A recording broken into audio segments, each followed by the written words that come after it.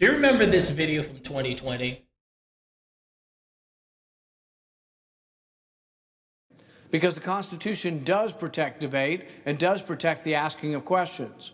I think they made a big mistake not allowing my question. My question did not talk about anybody who is a whistleblower. My question did not accuse anybody of being a whistleblower.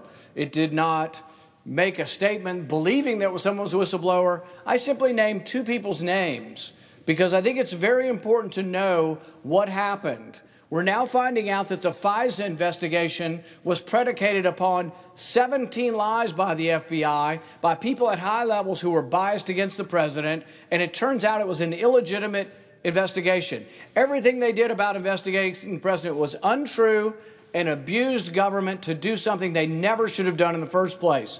So I asked this question, and this is my question, my exact question, and we'll put it up here. Are you aware that the House Intelligence Committee staffer, Sean Misko, had a close relationship with Eric Ciaramella while at the National Security Council together? Are you aware, and how would you respond to reports that Ciaramella and Misko may have worked together to plot impeaching the president before there were formal House impeachment proceedings? Now, why did I ask this question? Because there are news reports saying these two people, one of them who works for Adam Schiff and one of them who worked with this person at the National Security Council, that they knew each other and had been overheard talking about impeaching the president in the first month of his office. That's pretty amazing. And the result of all of this was it was cut from YouTube. It's back in 2020. YouTube was so terrified to protect and wanted to protect the identity of the whistleblowers, you couldn't mention him or them on YouTube. It was cut from Facebook, YouTube. He couldn't even say it on. He was cut. He was censored. Rand Paul on the Senate floor. He even tried to get Justice, the Chief Justice Roberts, to try and say it on the Senate floor when they were impeaching Trump, and he refused to say it. And there's nothing illegal about mentioning the whistleblowers' names. You know all the names and seen all the faces and probably know the home addresses of all the whistleblowers against Biden. They're not hiding that at all. But this guy, again, they were so protective. You couldn't mention his name. It was like saying, I've never heard anything like that before. As an adult, you couldn't say his name. But his name was Eric Caramella, whatever. And here's something that was odd. He was, or is, a CIA analyst and was the Ukraine director of National Security Council. Why so many things are attached to Ukraine? Like even nowadays, we have a war in Ukraine, Biden sending billions to Ukraine. We know that the Biden family has made millions from the Ukraine. So what's going on with the Ukraine? What's going on with the whistleblowers all of a sudden? Let's talk about it.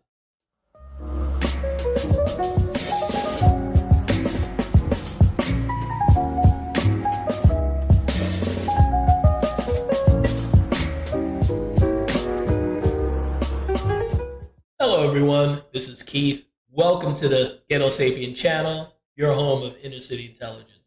So it's Sunday night, and tomorrow something big is supposed to happen. Devin Archer, that is Hunter's former business partner, is supposed to testify, and I guess supposed to produce a smoking gun that everyone, at least on the left, keeps denying exists. That there's a connection between Hunter and his business dealings and Biden. But we already know that. We have a recording of Hunter himself saying that his father's sitting there in a room. We have other recordings of Hunter saying that he has to give half of his money to Pop. I mean, the smoking gun's there already. It's just that certain people just want to deny that it exists. So this is a third shot of the smoking gun that we're supposed to get tomorrow, where Devin Archer, who's also set to go to prison on unrelated charges to Hunter, he's going to testify and sort of tie everything together. And that doesn't seem to be going too well with the Biden Justice Department, because check out what they're doing now. Presented themselves to the court in trying to get whistleblower testimony removed from the evidence. One day after the deal fell apart and Hunter pleaded not guilty, the DOJ went after President Trump again, with special counsel Jack Smith adding 3 new charges against the former president over his handling of classified documents. Joining me right now in this Sunday Morning Futures exclusive is the chairman of the House Oversight Committee, Congressman James Comer. Mr. Chairman, good to see you. Thanks very much for being here this morning. Good morning. I want to ask you about your investigation, but first, let me get to this breaking news. I have in my hand a letter from the Department of Justice that was sent to the Southern District of New York on Saturday. By the way, Devin Archer is testifying on Monday. Do you usually see the DOJ send letters like this out on a Saturday? Never. This is the When do you see any government entity working on a Saturday? first time I've ever heard of the Department of Justice doing anything on a Saturday. So what is this letter? Can you walk us through it? The government is apprising the court of the status of Devin Archer's appeal of his judgment of conviction, and they request that the court set a surrender date for the defendant to report to a facility. Please walk us through what this letter says. Yeah, the letter from the Department of Justice is trying to nudge the judge to go ahead and sentence Devin Archer for something unrelated to what we're going to be talking to him about tomorrow. It's odd that it was issued on a Saturday, and it's odd that it's right before he's scheduled to come in to have an opportunity to speak in front of the House Oversight Committee and tell the American people the truth about what really went on with Burisma. So, I don't know if this is a coincidence, Maria, or if this is another example of the weaponization of the Department of Justice, but I can tell you this.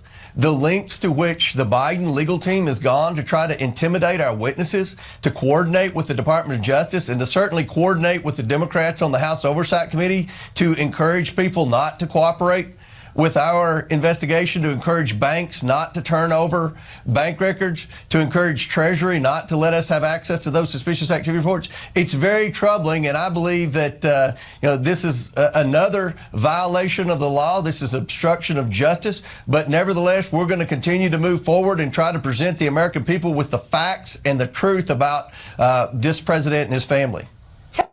Yep. So that's the deal. So Devin Archer is getting in trouble with the Security and Exchange Commission. It's odd, because supposedly he and his boys, without Hunter this time, ran some scam on the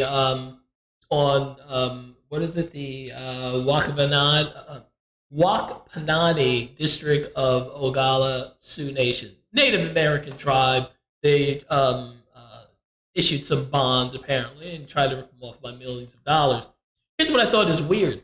This is being handled in as you heard, the Southern District of New York. This Sioux Nation tribe is in South Dakota. I don't see how any of this is tied in any which way to New York, but they managed to get it in New York because the Southern District of New York is known to be pretty crooked. And probably they want to give him the same cell that Jeffrey Epstein had. So who knows? On an a slightly related note, you know who the SEC is dropping charges on? That's right.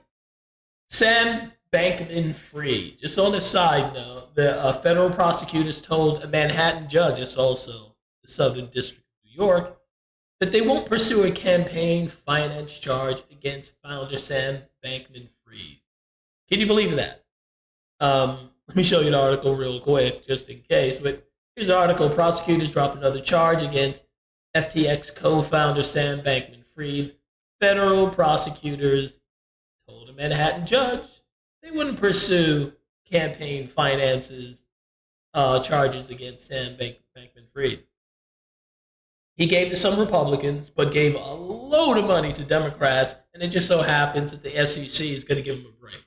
Go figure, huh? Look, there's so much crooked shenanigans going on with the Biden administration. They're not even hiding it anymore. They're right in your face, trying to intimidate witnesses and whistleblowers just blatantly. You got the news calling them supposed whistleblowers. Every last one of them. We've had probably half a dozen whistleblowers come up already, either from the FBI or the IRS.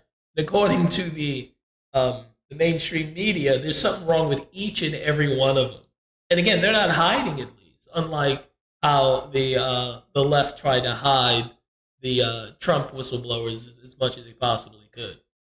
This is just completely ridiculous in my opinion. But we'll see what happens when Devin Archer testifies tomorrow, and see how they spin it to try and make it seem like it's really nothing burger and it's still no smoking gun. It's just mind blowing, but very interesting. We'll see what happens tomorrow. I predict he's either going to plead the fifth because he might be terrified, or again, they're just going to say he has nothing new. Devin Archer is not telling us anything new, which in a way is true, because most of us know that Hunter and Joe are deeply involved with each other. Hunter's paying for Joe's bills, so he's benefiting from it. He ain't getting Joe Biden does not have 4 homes in Delaware, very expensive homes, on a teacher's salary, his wife, and his senator's salary that he's had for years. So we know there's lots of money moving around.